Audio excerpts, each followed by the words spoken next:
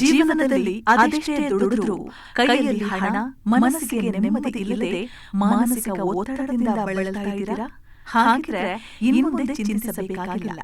ಭಕ್ತರ ಕಷ್ಟಗಳನ್ನ ಕರುಣೆಯಿಂದ ಕರಗಿಸಿ ಬದುಕಿನ ಕತ್ತಲೆಗೆ ಬೆಳಕಾಗುವ ಪರಮ ದಿವ್ಯ ಶಕ್ತಿಯಾಗಿ ಭಗವಾನ್ ಶ್ರೀಕೃಷ್ಣನ ನಾಮಸ್ಮರಣೆ ಭಕ್ತರ ಪಾಲಿನ ಸಂಜೀವಿನಿಯಾಗಲಿದೆ. ಪ್ರತಿದಿನ ಬೆಳಗ್ಗೆ ಕೇವಲ 5 ನಿಮಿಷಗಳ ಕಾಲ ಅತ್ಯಂತ ಭಕ್ತಿ, ಶ್ರದ್ಧೆ ಮತ್ತು ಏಕಾಗ್ರತೆಯಿಂದ ಶ್ರೀಕೃಷ್ಣನ ದಿವ್ಯ ನಾಮವನ್ನು ಸ್ಮರಿಸಿ ಅಥವಾ ಈ ಪವಿತ್ರ ಸ್ತೋತ್ರವನ್ನು ಕೇಳಿದರೆ ಮನೆಯಲ್ಲಿರುವ ನಕಾರಾತ್ಮಕ ಶಕ್ತಿಗಳು ದೂರವಾಗಿ ಮನಸ್ಸಿಗೆ ಶಾಂತಿ ಹಾಗೂ ಕುಟುಂಬಕ್ಕೆ ಶುಭ ಸಂಕೇತಗಳು ದೊರೆಯುತ್ತವೆ. ಆರ್ಥಿಕ ಸಂಕಷ್ಟ, ಮಾನಸಿಕ ಅಶಾಂತಿ, ಕೌಟುಂಬಿಕ ಕಲಹ, ಅದೃಷ್ಟ ಕೈಕೊಟ್ಟ ನೋವು ಎಲ್ಲವನ್ನು ದೂರ ಮಾಡಿ ದಾರಿದ್ರ್ಯದಿಂದ ಸಮೃದ್ಧಿಯತ್ತ ಕೊಂಡೊಯ್ಯುವ ಕೃಪಾಸಾಗರ ಶ್ರೀಕೃಷ್ಣನ ಈ ಅಪರೂಪದ ದಿವ್ಯ ಸ್ತೋತ್ರವನ್ನ ಇಂದೇ ತಪ್ಪದೆ ಕೇಳಿ.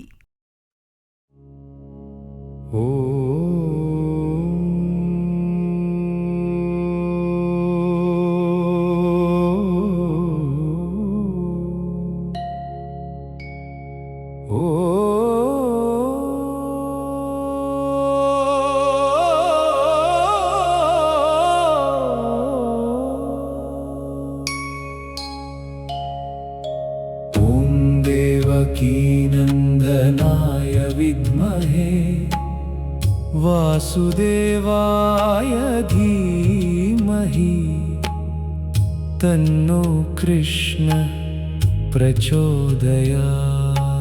ॐ देवकी नंदनाय विद्महे वासुदेवाय धीमहि तन्नो कृष्ण प्रचोदयात्।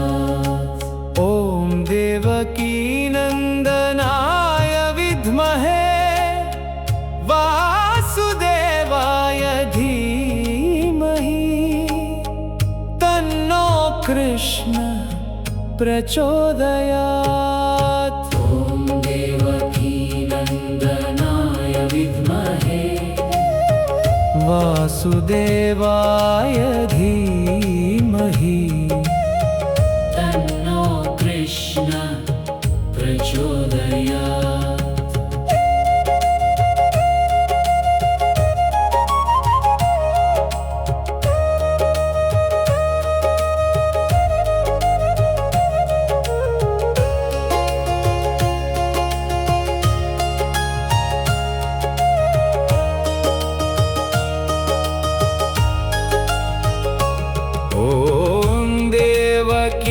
नंदनाय विद्महे वासुदेवाय धीमहि तन्नो कृष्ण प्रचोदयात्। ॐ देवकी नंदनाय विद्महे वासुदेवाय धीमहि तन्नो कृष्ण प्रचोदयात्।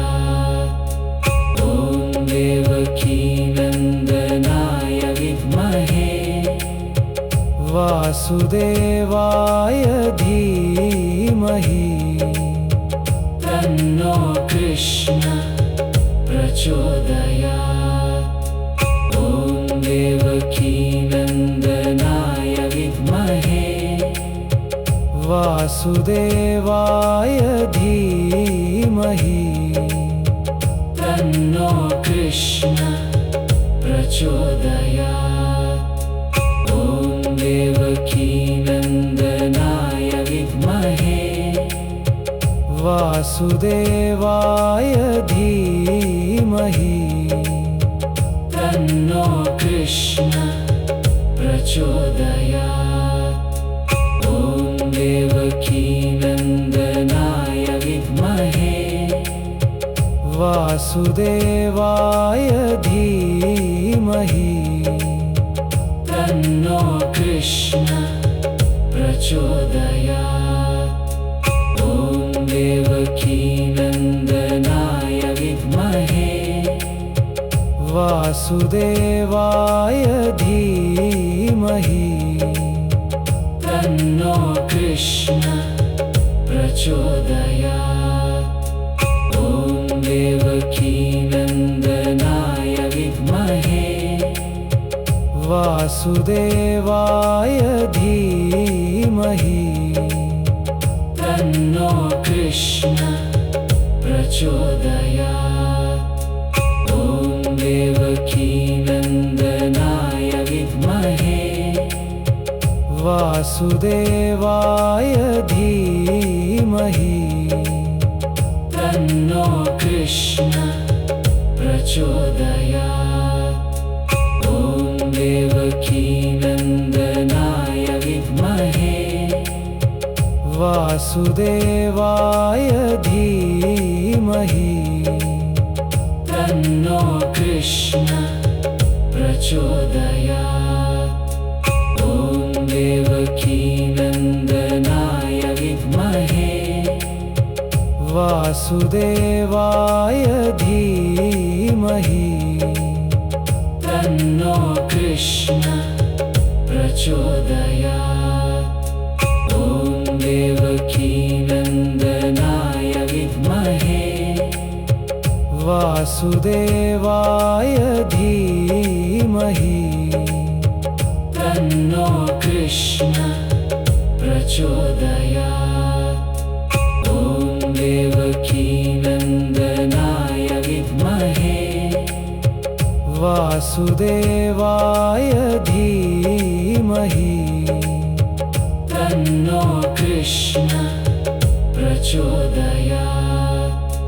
ॐ देवकीनन्दनाय विद्महे वासुदेवाय धीमहि तन्नो कृष्ण प्रचोदयात्।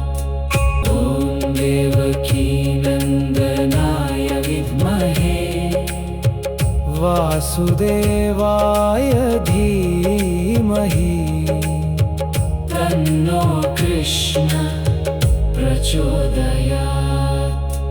ॐ देवकीनन्दनाय विद्महे वासुदेवाय धीमहि तन्नो कृष्ण प्रचोदयात्। ॐ देवकीनन्दनाय विद्महे वासुदेवाय